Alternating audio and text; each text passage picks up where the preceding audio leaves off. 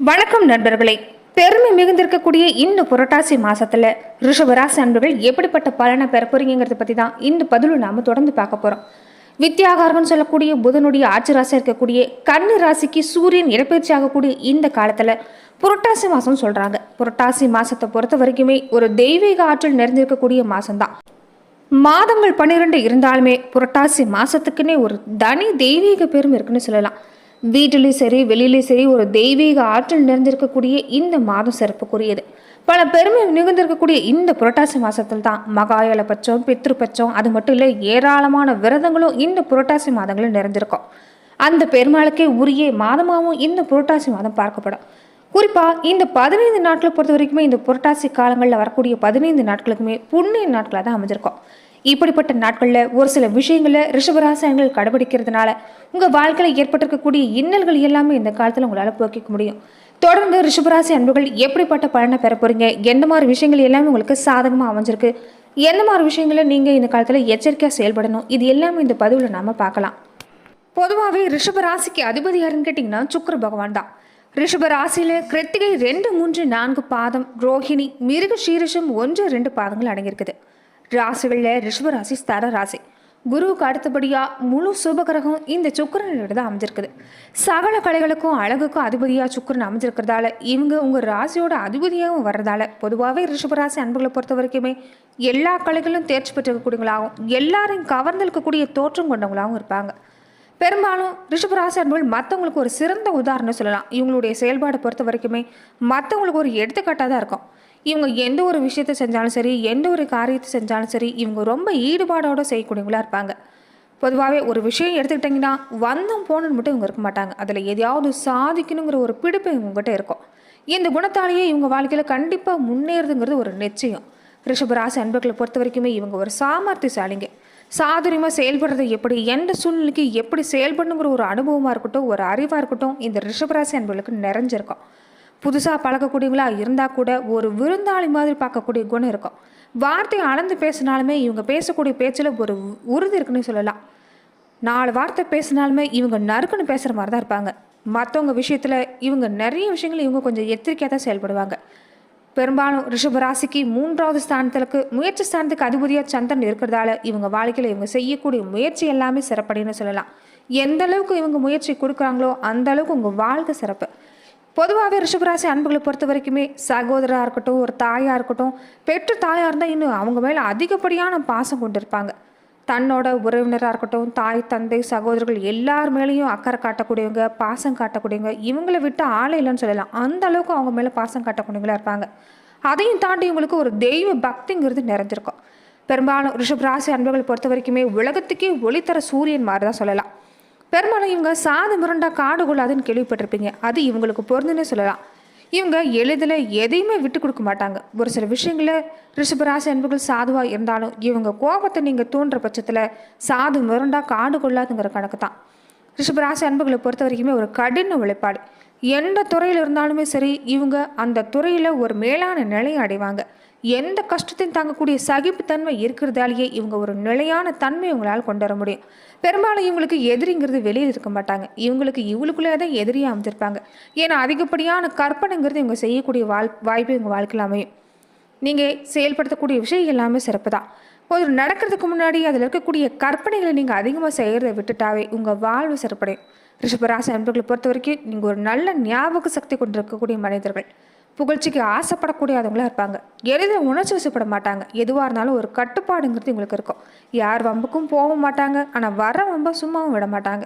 ரிஷபராசி அன்புகளை பொறுத்த வரைக்குமே உங்கள் வாழ்க்கையில் ஒரு தொழிலில் பின்னடைவு ஏற்படுது, குடும்பத்தில் பிரச்சனை ஏற்படுது, வேலையில் சச்சரவாக இருக்குதுன்னு நீங்கள் நினச்சிங்கன்னா பசுவுக்கு அகத்திக்கீரை வாழைப்பழம் கொடுத்துட்டு வாங்க. அதே மாதிரி நீங்கள் முக்கியமாக நந்தி பகவான் வழிபாடு செய்கிறது நல்லது.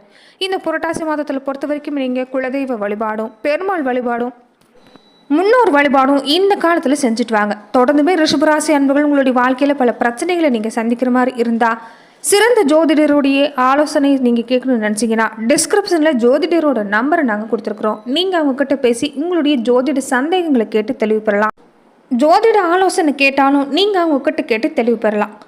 மேலுமே ரிஷபராசி அன்புகளை பொறுத்த வரைக்குமே இந்த புரட்டாசி மாதத்தில் எந்த மாதிரியான பலனை பெற போறீங்கன்னா ரிஷபராசி அன்புகள் இது வரைக்குமே ஒரு நிலையான வருமானம் இல்லைங்கிற ஒரு மனக்குறங்கிறது இருந்துகிட்டே இருந்திருக்கும். எந்த ஒரு விஷயத்திலும் ஒரு நம்பிக்கை உங்களால் செயல்பட முடிஞ்சிருக்காது. வாகனத்தில் போகும்போதும் சரி, ஏதாவது ஒரு விஷயம் நடக்கிறது, சின்ன சின்ன விபத்து ஏற்படுறது, யாரையும் நம்பி செயல்பட முடியாத நிலைமையில் இருக்கிறது, குடும்பத்தில் கூட ஒரு கருத்து வேறுபாடுங்கிறது இல்லாமல் இருந்திருக்காது. யாராவது ஒருத்தர் விட்டு கொடுத்து போனாதான் வாழ்க்கைங்கிற ரீதியாக தான் உங்கள் வாழ்க்கை அமைஞ்சிருக்கும். தொடர்ந்து உங்களுக்கு தொழில் வளம் சிறப்பாக இருக்கக்கூடிய நேரமாக தான் இந்த புரட்டாசி மாதம் அமைஞ்சிருக்குதுன்னு சொல்லலாம். தொடர்ந்து சனி பகவானுடைய பார்வை உங்களுக்கு சாதகமாக அமைஞ்சிருக்கிறதால தொடர்ந்து ஒரு நல்ல மாற்றம் பெற போகிறீங்க. ஒரு சில விஷயங்களை மட்டும் இந்த காலத்தில் நீங்கள் எச்சரிக்கையாக இருக்கணும். குறிப்பாக ஆரோக்கிய தொல்லையில் இந்த காலம் உங்களுக்கு ஏற்பட வாய்ப்பு இருக்குது.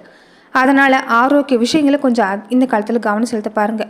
பொதுவாகவே இந்த புரட்டாசி மாதத்தை பொறுத்த வரைக்குமே உங்கள் மனசில் ஒரு தெய்வீக சிந்தனை அதிகரிக்கும். இதனாலே நீங்கள் செய்யக்கூடிய விஷயங்களை ஒரு தெளிவு பிறக்கும். புதுசாக ஒரு நம்பிக்கை, தைரியம் இது எல்லாம் உங்களுக்கு கிடைக்குன்னு சொல்லலாம். தொடர்ந்து ஒரு சகோதரரோட கூட ஒரு மனசாவை ஏற்பட்டிருக்குது, ஒரு சண்டை ஏற்பட்டிருக்குதுன்னா அது எல்லாமே மறையக்கூடிய வாய்ப்பு. தொழிலையும் வளர்ச்சி நீங்கள் பார்க்க போகிறீங்கன்னு சொல்லலாம். தன்னம்பிக்கை, தைரியம் மட்டும் குறையாமல் நீங்கள் எந்த ஒரு விஷயமா இருந்தாலும் செஞ்சுட்டு வந்தீங்கன்னா தொடர்ந்து உங்களுக்கு ஒரு நல்ல மாற்றம் உங்களுக்கு இந்த காலத்தில் ஏற்படும்.